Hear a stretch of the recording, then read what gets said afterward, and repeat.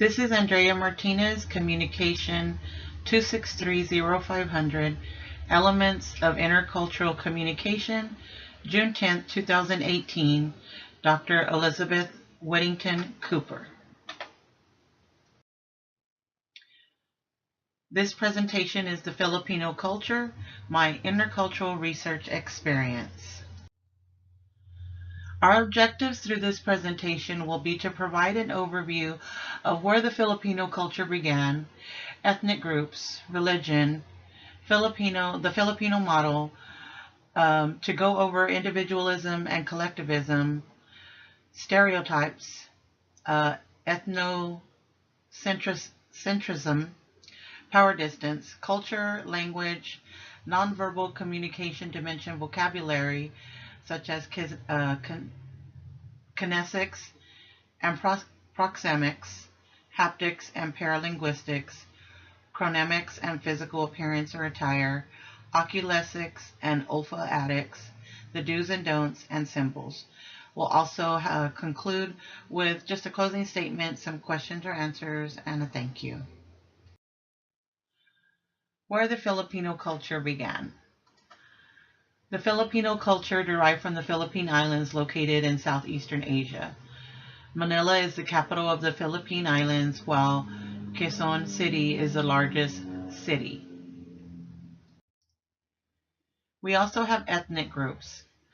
Here you will find the Negritos group, only a few remaining, but located on the east side of Quezon Province in Calabarzon region. The Palawan tribe is located on the northeastern part of the Palawan Island, close to coastal villages. The Magayan population roots are from Mindoro,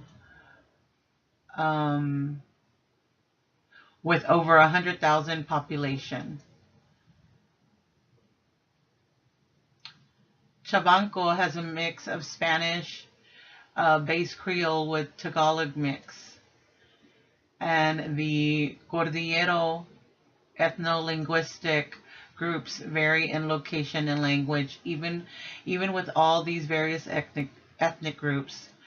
According to the Philippine Fact Book, there are various ethnic groups in the Philippines, but the most prominent ethnicities are Visayan at 33.8% and Tagalog at 27.7%.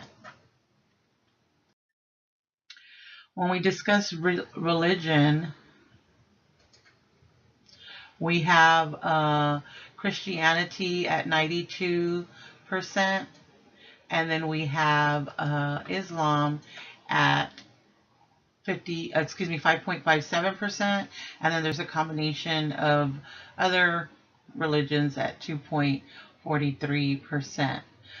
Within that 92%, it includes about 80.6 Roman Catholic, 2.7 Evangelical, 2.4 Iglesia Ni Cristo, 1% Aglipayan, and 3.4 that represents other Christian or other Protestant denominations such as Baptist, Pentecostal, Anglican, Methodist, or Seventh-day Adventist.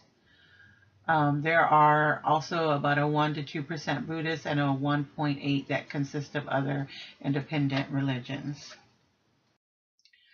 The Filipino motto, for God, people, and nature. For God, people, nature, and country. The motto surely is the foundation upon what the Filipino culture is built upon. Their motto is taken seriously as it embellishes what the people believe in and stand for. Individualism and collectivism. Collectivism is showing collective or group. Individualism is independence and self-directed. The Filipino culture is more on the high side of collectivism than individualism. Individualism is viewed as having more personal independence, such as freedom of choice and self-directed behavior, which allows the view of themselves to be unique. The difference between individualism, and collectivism is that collectivism works more with groups. Harmony and collective accountability, which flows into the family, community, and even work environment.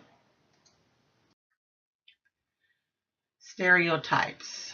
We've heard of thick accents. The Filipinos love karaoke, and they've also known uh, been spoken of sexual promiscuity. A stand-up comedian utilized the accent of the Filipino, mocking their accent while highlighting that Filipinos love karaoke. There's a YouTube link in the references to this video should you be interested in listening to that comical stand-up. The sexual promiscuity of women has also been known as mail order brides, which these are all not positive stereotypes of the Filipino culture. Talking about ethnocentric. Ethnocentric observation refers to a belief of one's own culture is how other people or cultures are measured or viewed as the standard. The reason I chose to bring up ethnocentric to light is to make sure that all remain open-minded to other cultures. Our way, thoughts, or opinions may not be the only viewpoint.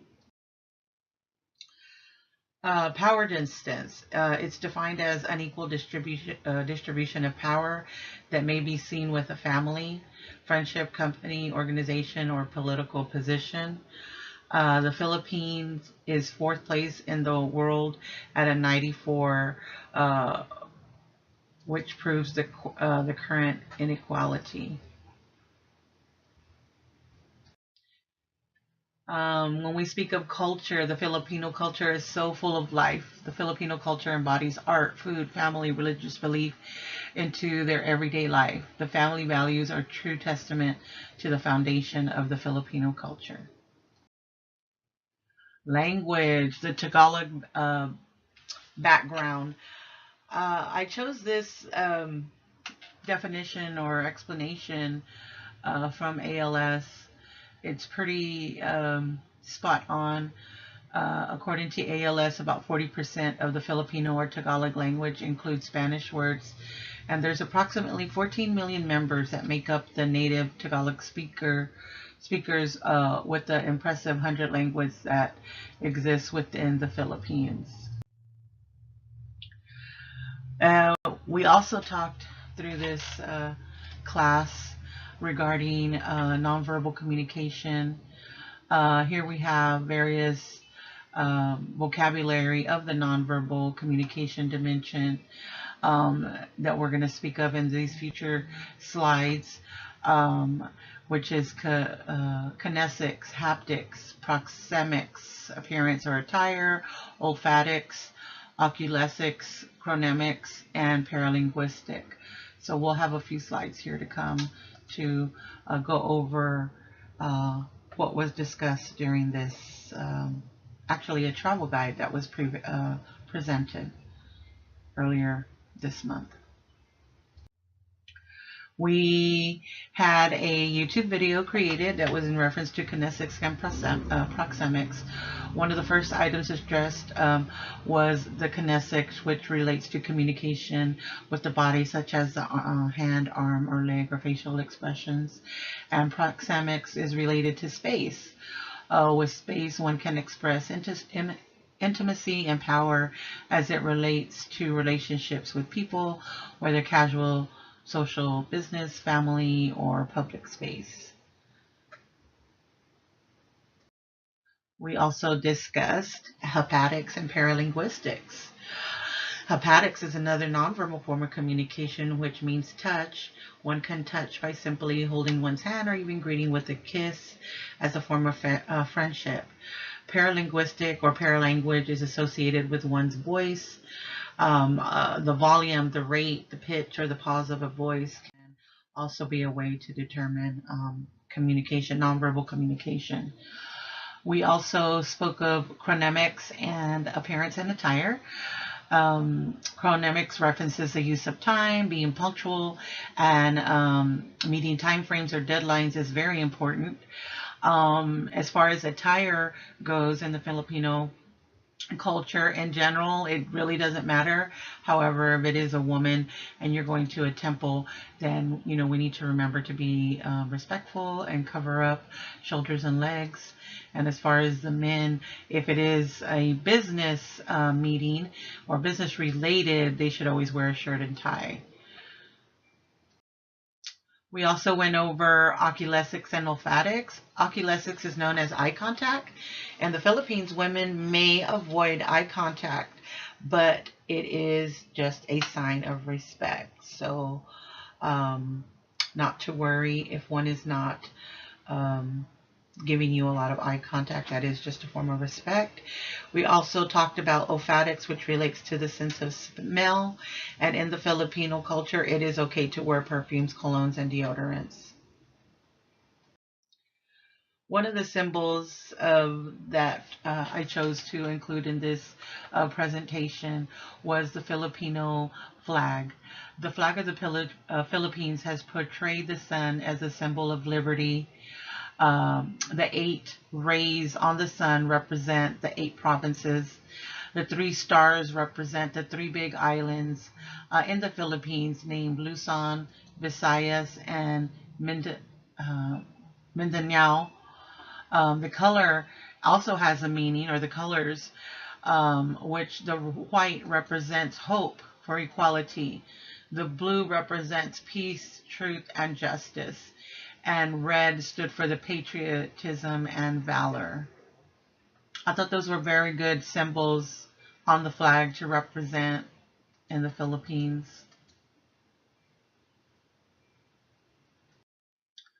One of the other things we went over this month and is the do's and don'ts in the Filipino culture. This was something that was also on a YouTube video for the travel guide.